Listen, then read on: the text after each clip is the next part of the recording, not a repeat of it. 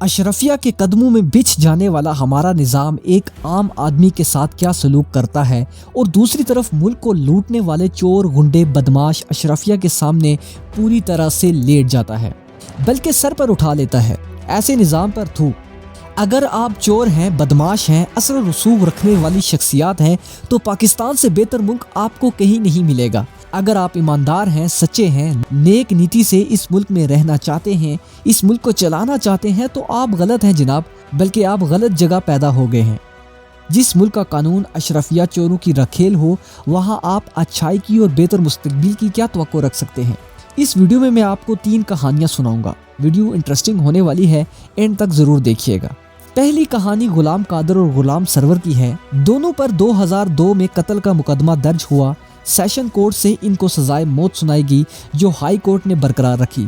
2010 میں معاملہ supreme court میں جا پہنچا، جہاں سے اکتوبر 2016 میں ان دونوں کو بری کر دیا گیا۔ لیکن ملک کی سب سے بڑی عدالت بھی ان کو بری نہ کرا سکی، کیونکہ بریت کا فیصلہ آنے سے 1 سال قبل ہی غلام قادر اور غلام سرور کو پھانسی دی جا چکی تھی۔ سپریم کورٹ میں زیر التوا کیسز میں ملزمان کو پھانسی چڑھا دیا گیا اور پورا سسٹم سویا رہا۔ دوسری کہانی سنتے ہیں۔ سید رسول نامی شخص کو لاہور ہائی کورٹ نے جنوری 2017 میں بری کرنے کا حکم سنایا۔ 2008 میں جیل جانے والا سید رسول 6 سال بے گناہ قید کاٹ کر 2019 میں شاہ پور جیل میں ہی فوت ہو چکا تھا۔ اس کی اپیل کی سماعت کی باری اس کی موت کے 3 سال بعد آئی۔ ایک عام آدمی کے ساتھ اس سسٹم کا سلوک کیا ہے، اس کا اندازہ اس بات سے لگا لیں کہ سپریم کورٹ میں 56,000 سے زائد کیسز زیر التوا ہیں، جن کی پیشیاں نہ جانے آنے والی کتنی نسلوں کو بھگتنا پڑیں گی۔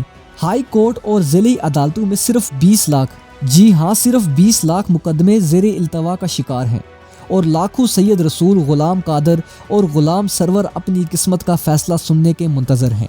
دنیا میں اس سے بدترین اور بے حس نظام کی مثال آپ کو دنیا میں کہیں بھی نہیں ملے گی۔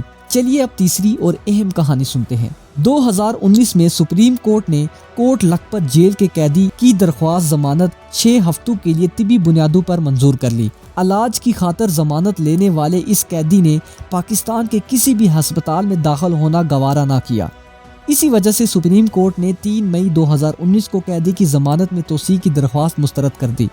دلچسپ بات یہ ہے کہ ضمانت کے اسی دورانیے میں قیدی کو سزا دینے والے احتساب عدالت کے جج ارشد ملک نے اسی قیدی کے گھر جا کر اس سے ملاقات بھی کی۔ اس قیدی کو اکتوبر 2019 میں دوبارہ 8 ہفتوں کے لیے ریلیف مل گیا۔ قیدی کے بھائی نے 50 روپے کے اسٹامپ پیپر پر بیان حلفی لکھ کر دیا، اور عدالت نے اسے علاج کی خاطر 4 ہفتوں کے لیے ملک سے باہر جانے کی اجازت دے دی۔ 4 ہفتوں کا کہہ کر 4 سال تک واپس نہ آنے والا شخص اس عرصے میں دنیا کے کئی ملکوں میں پھرتا رہا، لیکن ہمارا سسٹم سویا رہا، اور ساتھ اس اسٹامپ پیپر کی گارنٹی دینے والا شخص، اس کا بھائی، پاکستان میں پورے شان و شوکت سے گھومتا رہا، پھرتا رہا، اور ملک کے سب سے اعلیٰ عہدے پر وزیراعظم کی کرسی پر براجمان رہا، لیکن ہمارا سسٹم سویا رہا۔ کچھ روز قبل اس قیدی نے ملک واپسی کا ارادہ کیا تو سسٹم نے اس کو پکڑنے کی بجائے اس کے پاؤں پکڑ لیے۔ دسمبر 2020 میں اس قیدی کو اشتہاری قرار دینے والی عدالت نے اسے سرنڈر کرنے سے قبل ہی حفاظتی ضمانت دے دی۔ اس کا اشتہاری ہونا اسے جلسہ کرنے سے نہ روک سکا۔ صوبے کی بیوروکریسی اس کے قدموں میں بچھتی چلی گئی۔ پنجاب کابینہ نے اپنے مینڈیٹ سے کہیں باہر جا کر اس قیدی کی سزا معطلی کا فیصلہ کر لیا۔ سزا معطلی کا یہ فیصلہ ضابطہ فوجداری کی دفعہ 401 کے تحت کیا گیا، جو چوری اور ڈکیتی کے عادی مجرموں کی سزا سے متعلق ہے۔ اسی قیدی نے بعد میں اپنی سہولت کے مطابق عدالت میں سرنڈر کیا اور جب تک چاہا ججز کو انتظار کرایا۔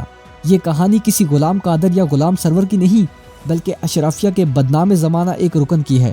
اسی لیے پورا سسٹم اس قیدی کی چوکھٹ میں غلاموں کی مانند کھڑا ہے۔ آپ سمجھ ہی گئے ہوں گے یہ بات مسلم لیگ نون کے قائد نواز شریف کی ہو رہی ہے، جس کا سٹیٹس عدالت میں سرنڈر کرنے سے قبل ایک اشتہاری کا تھا۔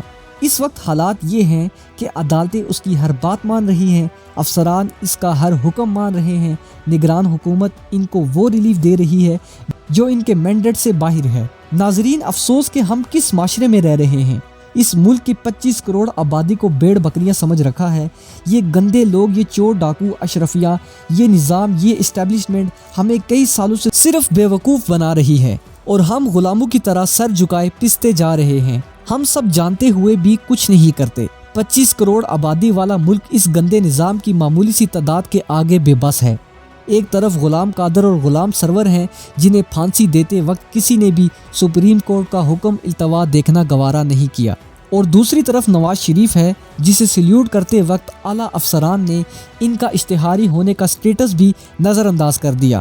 عام عوام، غلام قادر، غلام سرور یا نواز شریف میں فرق کیا ہے؟ فرق صرف یہ ہے کہ غلام قادر کا تعلق اس محروم طبقے سے تھا جسے اس سسٹم نے زمین پر رینگنے والے کیڑے مکوڑوں سے بڑھ کر کچھ نہیں سمجھا، جبکہ میاں صاحب کا تعلق اس مراد یافتہ طاقتور طبقے سے ہے جس کے سامنے قانون، ضابطے مکڑی کے جالے سے زیادہ کوئی حیثیت نہیں رکھتے۔ سید رسول اور غلام سرور اس کمزور طبقے سے تھے جس کو نام تو عام عوام کا دیا جاتا ہے لیکن اس کے حقوق قابض بادشاہوں کی مجبور رعایا سے زیادہ نہیں، جبکہ میاں نواز شریف اس طاقتور طبقے سے ہیں جو سسٹم کو گردن سے دبوچ کر اپنے حقوق چھین لینے کی طاقت رکھتا ہے۔ یہ سسٹم صرف اشرافیہ کے لیے بنا ہے، عام عوام تو صرف اس سسٹم کو چلانے کا ذریعہ ہے۔ یہ آج جو کچھ بھی ہم دیکھ رہے ہیں یہ صرف اور صرف ہماری عام عوام کی غلطی ہے جو کئی سالوں سے یہ ڈرامے دیکھ رہی ہے، اور ہمارے ملک کی حالت کیسی ہو چکی ہے، ہم غلاموں کی طرح سر جھکائے بیٹھے رہے، سب کچھ عوام کے سامنے ہوتا رہا اور عوام بے شرموں کی طرح چپ چاپ گھروں میں چھپ کر بیٹھی رہی، اپنے حقوق کے لیے نہیں نکلی۔ خدا کا نام ہے اپنے ملک کی خاطر اٹھو، باہر نکلو، اپنی پسند ناپسند کو سائڈ پر رکھو۔ ان اشرفیہ اور چوروں نے آپ کو کچھ نہیں دینا، یہ ملک ہے تو آپ ہیں، یہ آتے ہیں ملک پر قابض ہو جاتے ہیں، اپنے مقصد پورے کر کے باہر بھاگ جاتے ہیں، پھر اس کا خمیازہ ہمارے ملک کو، بیچاری ہماری بے بس عوام کو بھگتنا پڑتا ہے۔ خدا را ان کے پیچھے اپنا مستقبل برباد نہ کریں، اپنی آنے والی نسلوں کا مستقبل برباد نہ کریں۔ ناظرین، ہو سکے تو اس ویڈیو کو زیادہ سے زیادہ شیئر کر دیجیے گا، ویڈیو کو لائک اور شیئر بھی کر دیجیے گا، اور ہمارے چینل حسی انفو کو ضرور سبسکرائب کر لیجیے گا تاکہ ہماری آنے والی ہر نئی انفارمیٹو ویڈیو کے نوٹیفیکیشن آپ کو ملتے رہیں۔ ملتے ہیں کسی اگلی انفارمیٹو ویڈیو میں۔ خدا حافظ۔